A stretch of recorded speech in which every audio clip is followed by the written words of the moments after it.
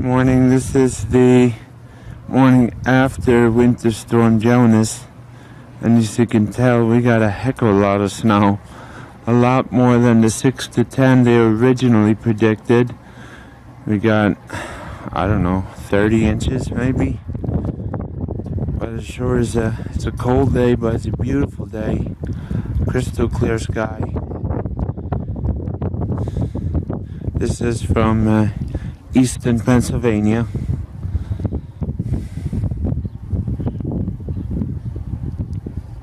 And that, you can see by the snow pile there that we got quite a bit.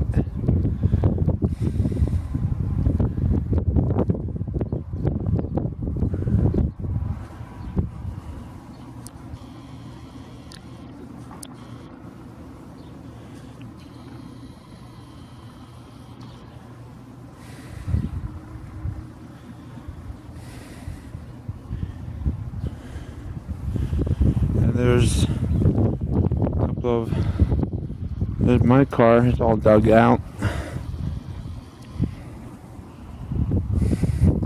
So